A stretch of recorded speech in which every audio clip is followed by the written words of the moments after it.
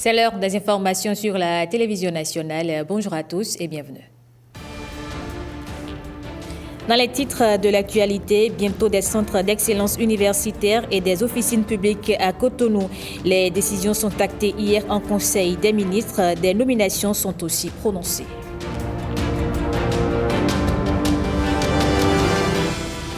À Bakou, à la COP29 sur le climat, des Béninoises donnent de la voix. Par le partage des expériences en cours au Bénin, elles invitent les négociateurs à des décisions plus concrètes.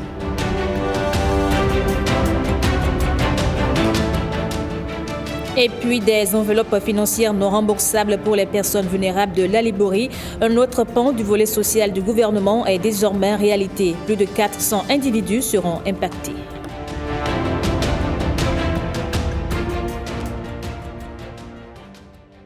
Bonjour à tous et bienvenue dans ce 13h. Au sortir du Conseil des ministres d'hier mercredi, plusieurs décisions. La réalisation prochaine des centres d'excellence universitaires et d'officines publiques à Cotonou. Des nominations sont également prononcées. On fait le point avec le porte-parole du gouvernement. Les décisions dont voici la substance ont sanctionné la séance du Conseil des ministres de ce mercredi 13 novembre 2024, présidé par le chef de l'État, M. Patrice Talon. S'agissant des mesures normatives, les décrets portant approbation des statuts modifiés des agences de sauvegarde de la culture dans les aires socioculturelles en République du Bénin ont été adoptés. Au titre des communications, en point 1, construction de centres d'excellence d'Afrique à l'université d'Abomey-Calavi. Le Bénin a obtenu de la Banque mondiale et de l'Agence française de développement un financement pour la réalisation de 3 centres d'excellence d'Afrique sur les campus de l'Institut de mathématiques et de sciences physiques à Dangbo, de l'Institut national de l'eau et de l'École polytechnique à Abomey-Calavi. Ceux-ci font partie des 53 centres d'excellence au sud du Sahara, répartis dans 11 pays africains et sont dédiés respectivement aux filières sciences, mathématiques, informatique et applications, eau et assainissement, ingénierie, énergie, infrastructures de transport et environnement. Leur construction vise à doter les universités où ils sont implantés d'un cadre adéquat pour la formation d'éminents cadres, chercheurs et doctorants de diverses nationalités de la sous-région. Ils seront pourvus d'équipements scientifiques modernes et de mobiliers adéquats dans le but de renforcer la qualité de l'enseignement et de la recherche. Ils serviront également à abriter les rencontres internationales dans leurs secteurs respectifs. Le Conseil a autorisé la construction par les prestataires sélectionnés de ces infrastructures sur les sites des campus identifiés. Les ministres chargés de l'enseignement supérieur et du cadre de vie accompliront les diligences nécessaires à cette fin et veilleront à la bonne exécution des travaux. En point 2, autorisation de signature de la Convention de partenariat relative à la mise en œuvre du programme culturel Corridor. La dite convention s'inscrit dans le cadre de la valorisation de sites patrimoniaux d'exception et de développement d'un projet intellectuel, artistique et culturel. Il est destiné à favoriser les échanges et rencontres autour de la jeune création à l'échelle nationale, régionale et internationale. C'est un partenariat entre l'État béninois, l'Agence française de développement, l'Association Centre culturel international de rencontres John Smith et la mairie de Ouidah. Érigé dans le domaine de l'ancien tribunal colonial, un site emblématique du patrimoine béninois, ce centre a vocation essentielle de faciliter la recherche historique, la restitution et le partage avec le public, de mettre en œuvre un projet artistique tourné vers les jeunes talents et de proposer un travail pédagogique et éducatif autour des arts.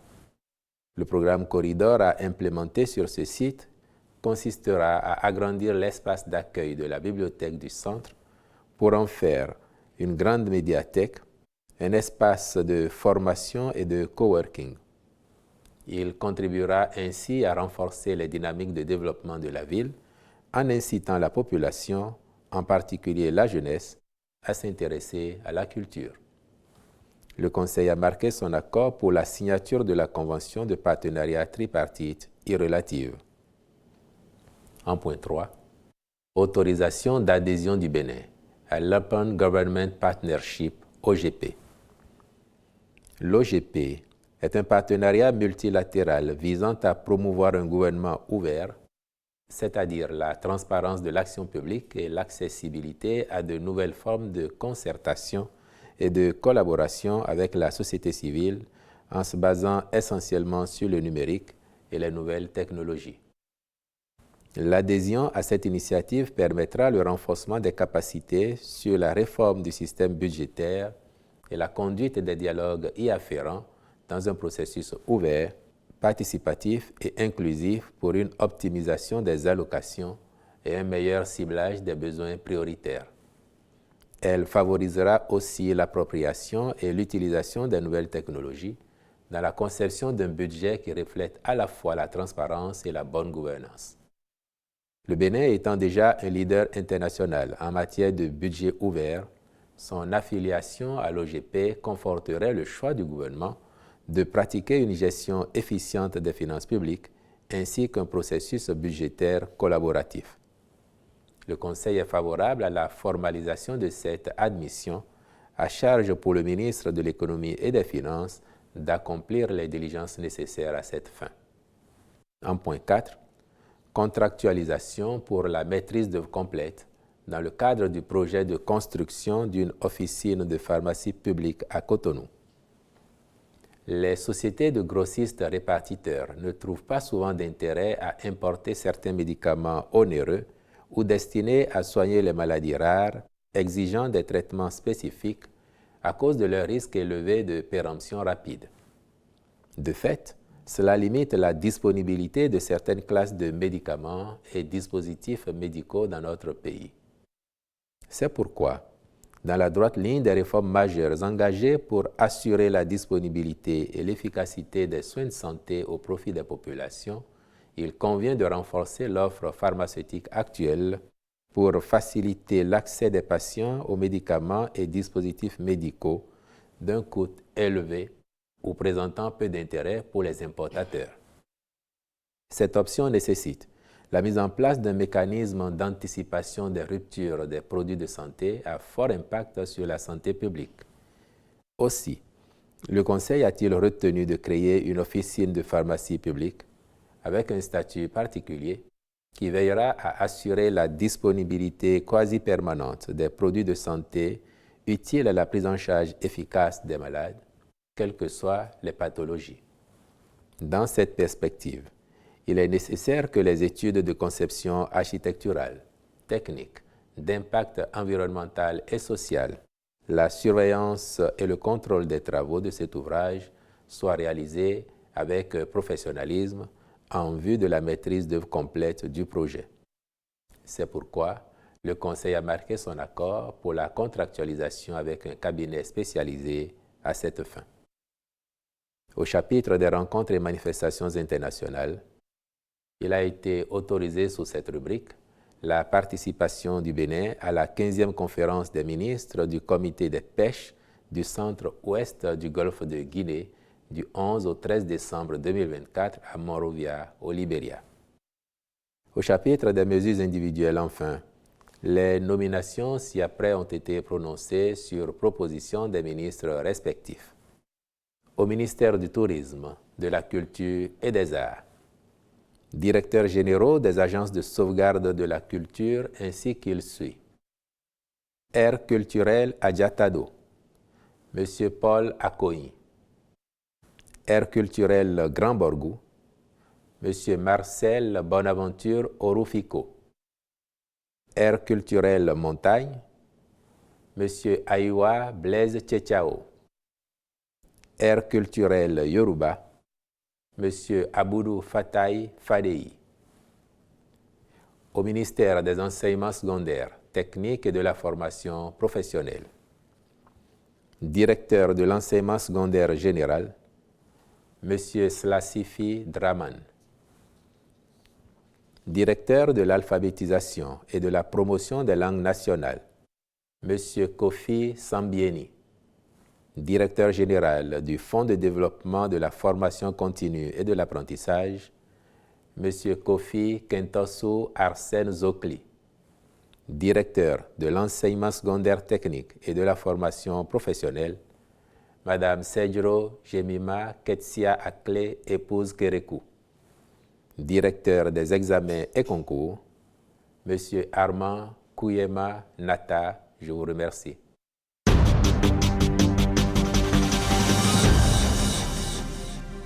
Mieux convaincre l'électorat de la pertinence de leur offre, c'est la quête des acteurs politiques quand ils vont au contact des populations. Le dossier aujourd'hui se pose plusieurs questions. Quel est le degré de sincérité dans les messages délivrés et sur quelle base peut-on juger de la pertinence des discours politiques, surtout en période électorale? William Aguiar et Ramatou Lawani tentent ici quelques réponses. L'art de persuader ou l'art de convaincre. En politique, le discours est considéré comme un trait d'union entre les acteurs politiques et les populations. Un fait politique avec ses enjeux et ses clivages. Le discours politique est considéré comme la sève nourricière de ce qui permet le contact avec les citoyens. Que l'on soit de la majorité ou de l'opposition, le narratif diffère, les uns sur la défensive et les autres dans la contre-offensive. Face à la gestion des affaires, vous avez deux types de discours.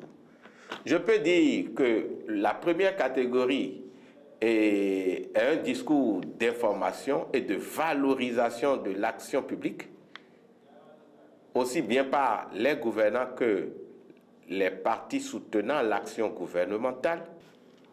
Mais en face d'eux, vous avez d'autres catégories d'acteurs politiques qui peuvent être classés dans la catégorie donc des opposants, qui face à la même réalité, qui face au même objet, ont des discours divergents. Dans cette diversité de narratifs, parfois sur le même objet, l'on s'interroge sur la pertinence et la sincérité des discours et des acteurs qui les portent. Le discours politique, de plus en plus, quand vous prenez 9 fois sur 10, le discours politique que nous entendons, eh bien ce discours politique manque de cohérence, manque de crédibilité, parce que ça ne permet pas, tel que c'est structuré, une certaine lisibilité dans l'action de l'acteur politique sur la durée.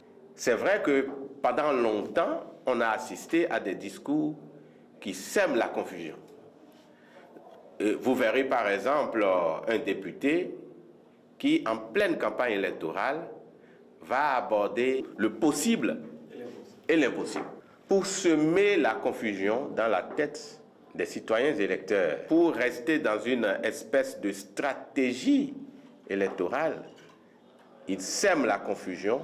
Une stratégie électorale qui manque de cohérence, de pertinence et de sincérité. Je suis convaincu et absolument convaincu que le discours politique est dans un assassinat progressif et il faut le sauver. Les acteurs politiques ne s'étaient pas préparés à ce que ce qu'ils font aujourd'hui soit su de tout le monde. Il y a un député à l'Assemblée nationale, et pas des moindres, qui s'est plaint sur une chaîne de télévision une fois de ce que le député est harcelé par des citoyens qui lui demandent de leur faire des transferts d'argent, d'honorer les factures d'électricité, les ordonnances de leurs enfants malades et tout. Et que vraiment ça pèse, ça fait que le député n'a rien. Mais j'ai rigolé parce que, en fait, l'acteur politique, je ne le stigmatise pas lui, mais l'acteur politique qui pendant longtemps n'a parlé que ce langage d'argent aux populations au moment des élections et qui n'a rien fait pour éduquer la population, pour que la population sache que quelqu'un qui veut être député, c'est pas lui qui trace les routes, c'est pas lui qui fait les poteaux, c'est pas lui qui fait les dragages. Et quand quelqu'un tient ce discours-là, il finit par se faire élire. Mais ces populations, même dans l'ignorance, contre les jours, elles vont constater qu'après 1 mois, 2 mois, 3 mois, après des années, ce n'est pas fait. Parce que ce n'est pas le député qui fait.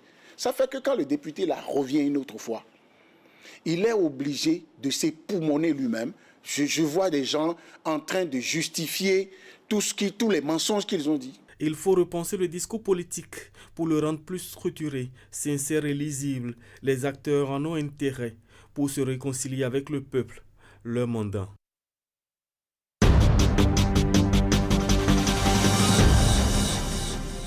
On se rend à présent dans le département du Plateau, important bassin de production de manioc réputé pour son dérivé, le garé.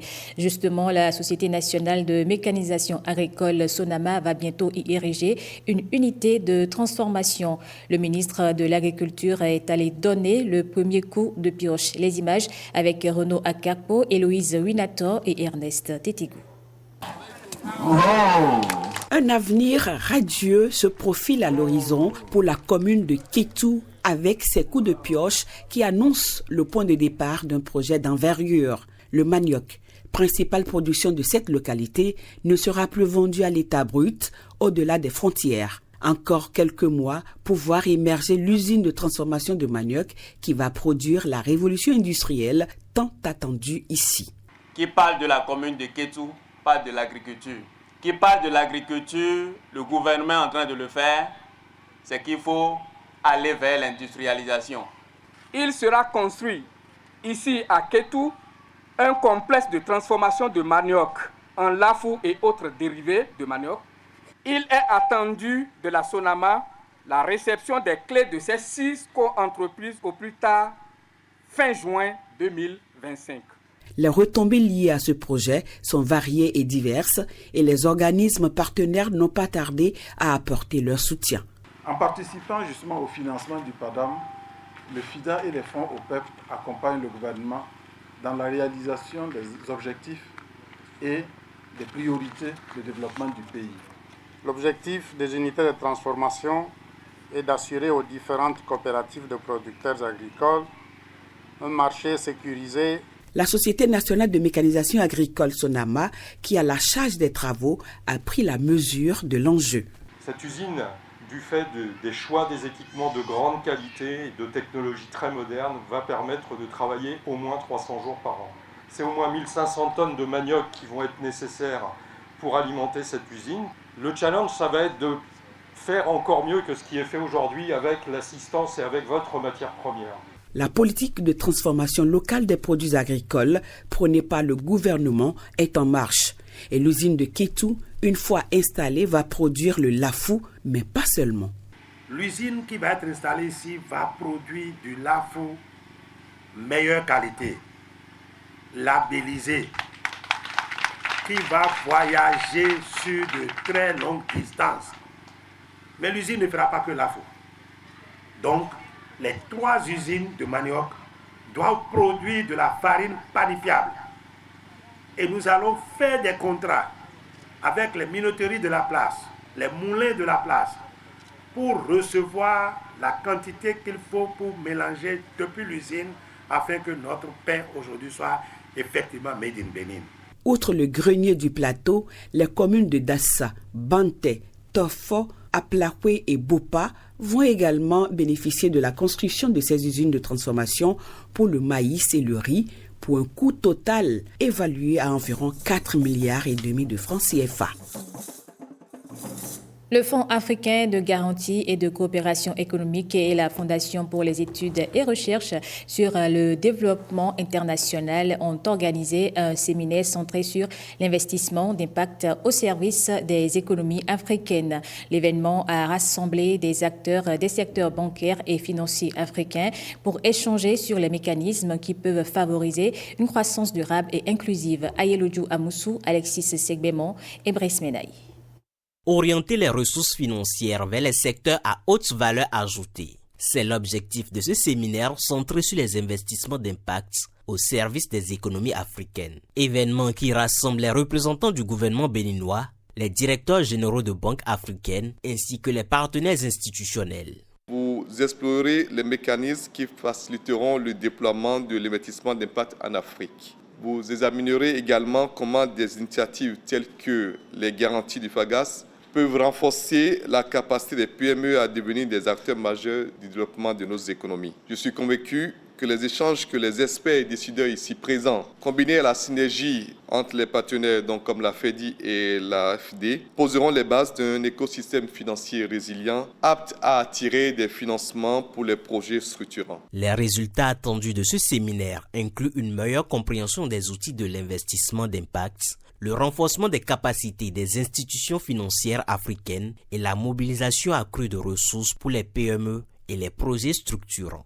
Le FAGAS, dans sa nouvelle vision, avance en cherchant des solutions optimales et innovantes dans sa mission pour impacter davantage et accélérer le financement et le développement du continent. L'Institut du FAGAS fait un travail de recherche et de renforcement des capacités et ce séminaire qui a pour but de mettre ensemble des experts et spécialistes de très haut niveau venant de l'Europe et partout des pays membres du FAGAS doit réfléchir pour pouvoir proposer de nouveaux instruments afin de mieux garantir et mieux d'accompagner le financement accéléré du continent. Donc nous devons aussi, nous FAGAS, impacter le financement des économies africaines, trouver des instruments pour accompagner les États, accompagner le secteur privé, le secteur bancaire et le marché financier. Les mécanismes de garantie offerts par le Fonds africain de garantie et de coopération économique FAGAS se révèlent déterminants pour renforcer les capacités des PME à accéder à des financements durables, initiative qui pourrait transformer les infrastructures économiques de nombreux pays africains.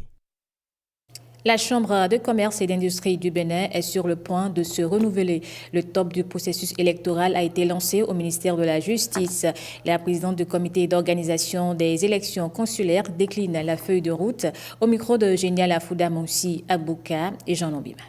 L'inscription sur la liste électorale prévue pour se dérouler du 12 au 21 novembre 2024 est une opération qui est du ressort de la Commission électorale nationale autonome Sénat. Les entreprises qui remplissent les conditions requises peuvent donc s'inscrire sur la liste électorale prévue à cet effet. Cette étape cruciale pour garantir la transparence du processus électoral, mais surtout la possibilité d'être candidat, durera 10 jours. Dès le 1er décembre, la liste définitive des électeurs sera affichée dans les sièges départementaux et publiée sur le site de la Chambre du commerce et d'industrie du Bénin. Puis, un appel à candidature sera lancé le même jour, soit le 1er décembre 2024. Cette opération va durer 7 jours. La liste des candidats retenus sera publiée le 13 décembre 2024 par la Sénat, accompagnée des détails pour le déroulement du scrutin. Partant du même procédé, la période du 13 au 15 décembre 2024 sera consacrée au recueil des requêtes en contestation relatives aux candidatures sur la liste publiée et la publication de la liste définitive des candidats le 21 décembre 2024. Le 25 décembre 2024 s'ouvrira la campagne électorale qui se poursuivra jusqu'au 3 janvier 2025. Le 5 janvier 2025, de 0h à minuit, sera consacré au vote proprement dit. Les résultats définitifs seront centralisés et proclamés au plus tard le 10 janvier 2025 après les opérations diverses de recours et leur prise en compte. Le 11 février 2025, le ministre de l'Industrie et du Commerce procédera à l'installation officielle des nouveaux membres élus. Actualité de la COP29 sur le climat, de jeunes béninoises acquises à la cause climatique donnent de la voix à Bakou. Elles partagent des expériences en cours au Bénin et invitent les négociateurs à des décisions plus concrètes. Les précisions avec William Tuki. Iris Coco, la vingtaine à peine, et jeune diplômée de l'université, est engagée depuis quelques années dans la cause climatique. Elle est aussi membre de l'Association mondiale des guides et éclaireuses. Ici, elle participe à un set event au pavillon des jeunes de la COP29. Elle partage son expérience, veut inspirer et encourage les jeunes à continuer d'agir pour la planète. Beaucoup de jeunes béninois n'ont pas encore réellement compris l'enjeu du changement climatique, n'ont pas encore réellement compris le danger que nous sommes en train de courir. Mais je suis contente aussi parce que dans le même temps, je rencontre beaucoup de jeunes qui sont intéressés, qui font des initiatives pour lutter contre le changement climatique et je suis vraiment très contente. J'appelle les filles, les jeunes femmes parce que si vous ne le savez pas, nous sommes proportionnellement plus touchés à 110%. Elles apprennent aussi à être des jeunes leaders, à partager des initiatives concrètes pour la protection de l'environnement. On forme les jeunes sur comment tenir un petit potager, comment faire un petit jardin chez soi. Également au niveau du reboisement, nous œuvrons à les former sur l'importance du reboisement. Nous agissons également sur la transition de l'énergie et nous avons fait plein de formations sur le charbon écologique, favoriser les nouvelles formes d'énergie renouvelable. Les questions climatiques font aussi allusion aux défis liés à la paix et à la sécurité. Donc il faut un engagement accru pour une bonne gouvernance dans ces thématiques aussi. Elle s'engage contre l'inaction humaine face au changement climatique. Elle dialogue avec les négociateurs et délégués pour un avenir plus durable.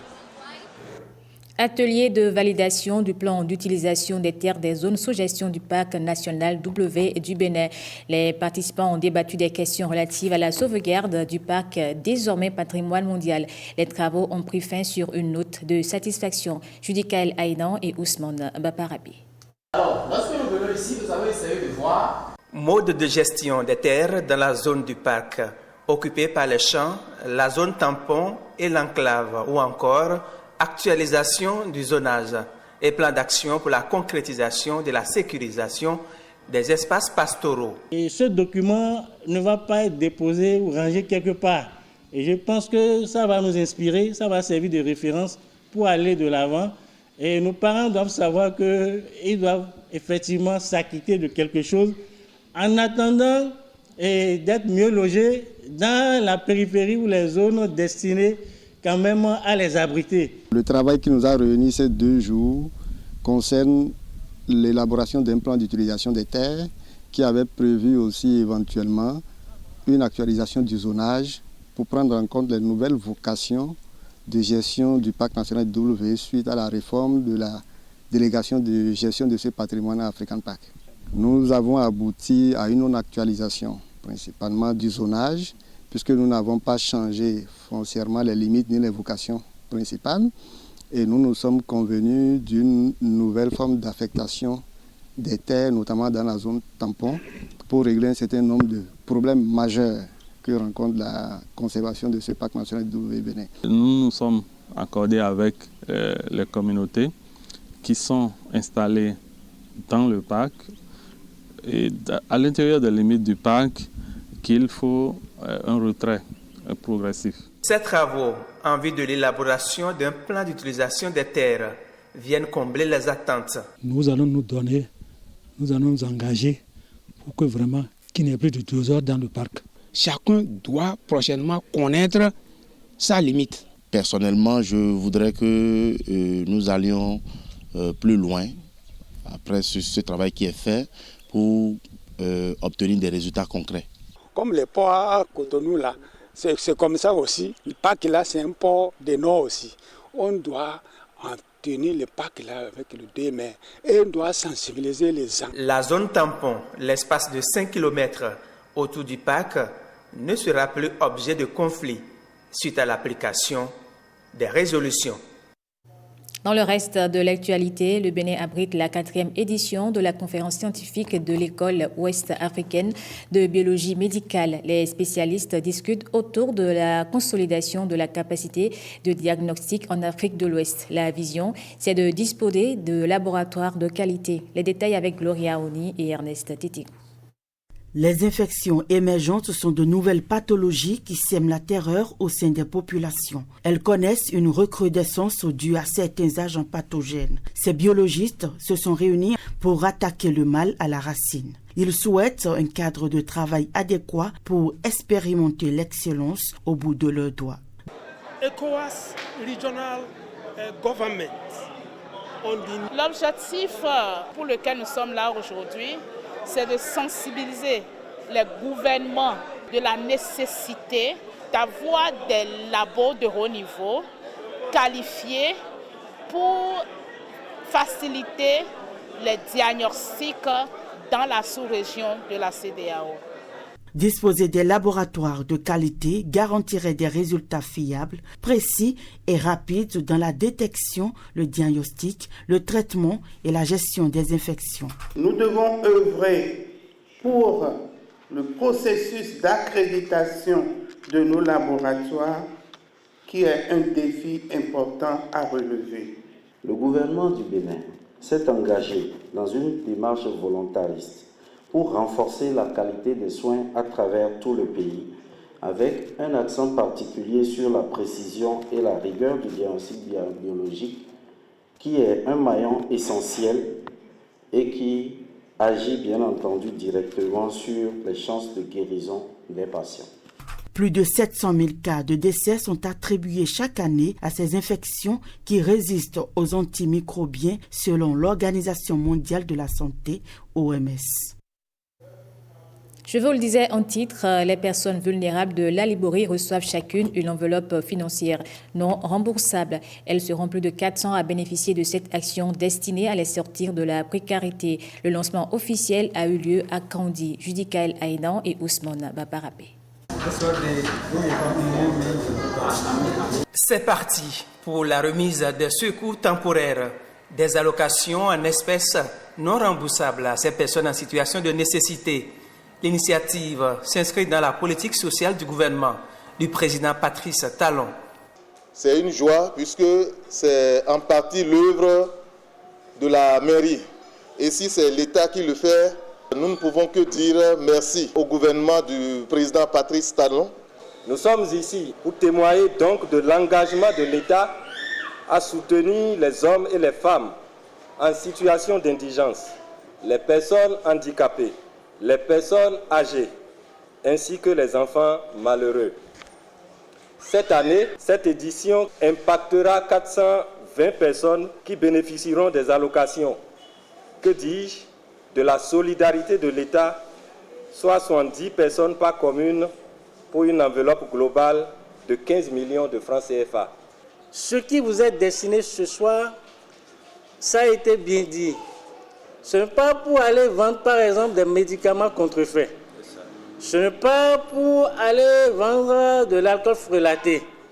Mais c'est pour mener des activités saines et décentes, comme je l'ai dit tantôt. Grâce au guichet unique de protection sociale et l'engagement des commissions communales, le comité départemental de gestion des secours présidé par le préfet a pu retenir ceux qui ont le plus besoin de l'aide de l'État. Toutes les femmes de Kandi, toutes les femmes de la Liborie sont émues parce que vraiment elles sont dans des situations difficiles. Mais le président Talon s'est rappelé de ces femmes pour les aider à au moins augmenter leurs revenus ou bien commencer un petit commerce. Je suis très content de notre remise pour nous les handicapés là. Parce que notre président Patrice Talon, il a pensé à nous. Nous, les pauvres, les handicapés. Il est ensuite prévu une éducation financière pour l'utilisation rationnelle des fonds. On reste à Kandi où la gestion des conflits reste la préoccupation du Haut-Commissariat à la sédentarisation des éleveurs. Plusieurs acteurs étaient conviés à une formation de 112 heures. C'est à travers la mise en œuvre du programme d'appui aux initiatives dans le secteur de l'élevage et à la cohésion sociale. Judicaël Aïdan et Ousmane Babarapé. Renforcement des capacités des acteurs impliqués dans le processus de maintien de la paix. 3 jours d'échanges sur la gestion des programmes sensibles au conflit. Gestion de programmes sensibles au conflit. Et donc c'est un outil qui va permettre d'impulser une dynamique de cohésion sociale au niveau de nos communautés. Ils ont reçu des outils qui permettent soit de prévenir, soit d'atténuer et soit d'anticiper, et donc par rapport à la survenue donc des conflits. Et à notre retour, nous allons faire la restitution et tout l'accompagnement nécessaire. Cette formation a été caractérisée par, c'est-à-dire une approche que nous avons appréciée beaucoup. Il s'agit de l'approche participative où nous, participants, nous avons été mis au cœur, n'est-ce pas, c'est-à-dire de la formation. Et nous avons fait la formation à travers des études de cas, des questions-réponses, des échanges. Et l'ambiance a été très conviviale, ce qui nous a permis à la fin de sortir avec notre plan d'action. Ces travaux s'inscrivent dans le cadre de l'exécution du calendrier 2023-2025 du programme d'appui aux initiatives dans le secteur de l'élevage et à la cohésion sociale. Kopago, Waké, Basila et Djougou auront bientôt un nouveau plan de développement communal. Le sujet était au cœur de la deuxième session ordinaire du Conseil départemental de concertation et de coordination. Le document relatif a été adopté sous réserve de la validation du ministre en charge du développement et de la coordination de l'action gouvernementale.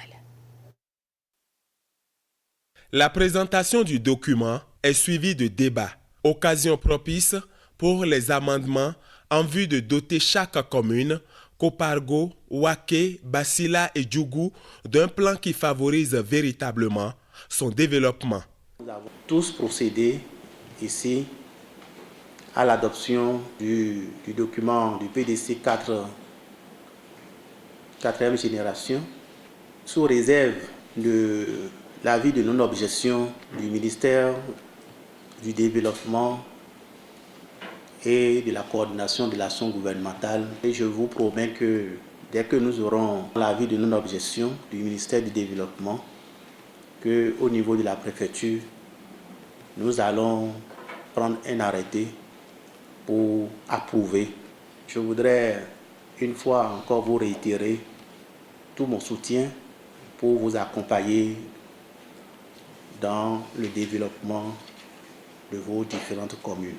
Avant les travaux de la dite session, Jacques Roland Amadou a fait le point de sa tournée statutaire aux membres du CDCC. Objectif, leur rappeler l'urgence de se mettre au travail pour apporter des réponses aux préoccupations des populations de la Donga. Et puis en sport, 5e journée des éliminatoires de la CAN Maroc 2025. C'est le jour J pour les Guépards. Ils affrontent ce jeudi à 20h les Super Eagles du Nigeria. Mais avant hier, s'est tenue la traditionnelle conférence de presse d'avant-match. Le sélectionneur Gunnet Rohr était accompagné du capitaine Steve Mounier pour répondre aux questions des médias. Ils ont le sourire à l'heure de peaufiner les derniers réglages, à moins de 24 heures d'affronter les Super Eagles du Nigeria. Les Guépards finissent la préparation du match dans la sérénité. Sous la houlette de Gunnet Rohr, le travail s'accentue sur la tactique, un aspect qui va être l'une des clés de la rencontre. La clé, ça sera certainement une bonne organisation. Ça sera aussi que notre défense nouvellement composée se comporte bien. Parce que c'est déjà plusieurs fois qu'on a dû remodeler notre ligne arrière, encore une fois demain. Et si on se trouve bien, si on arrive à développer notre football, qu'on a développé depuis, on va dire, 1 an et demi à peu près. Il faudra qu'on soit vraiment compact, qu'on défende bien ensemble, qu'on ait la même idée sur le terrain. Et voilà, tout simplement, la clé, c'est de marquer des buts. Ce jeudi 14 novembre 2024, les Guépards ont une seule envie, gagner. Et cela ne semble pas impossible face aux Super Eagles, un adversaire qu'ils ont déjà battu 2-1 en juin dernier dans le même stade. C'était là la première victoire du Bénin face au triple champion d'Afrique. Ils veulent rééditer l'exploit, les poulains de Gunnet Rohr. Nous en sommes capables.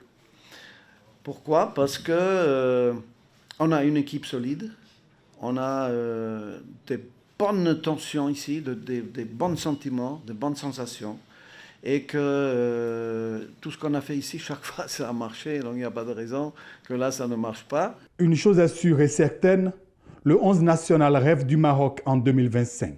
Le groupe Guépard en est conscient, au dit du capitaine Steve Mounier. Je me rappelle quand j'avais eu ce discours avec mes camarades, je leur avais donné l'exemple de mon ancien club. Quand j'étais avec le Stade Brestois, on a su tenir tête à de grosses équipes du championnat français et je leur avais dit que il faudra faire la même chose face à ce Nigeria, qu'on est capable de les regarder droit dans les yeux et c'est ce qu'il faudra faire, être acteur de ce match et pas juste être des figurants, donc il faudra être acteur et essayer de donner notre maximum pour obtenir un résultat. Bénin-Nigeria, c'est ce jeudi à 20h de Cotonou, au stade Félix Houphouët-Boigny. Une pelouse qui a vu les Guépards s'imposer déjà 4 fois face à ses adversaires.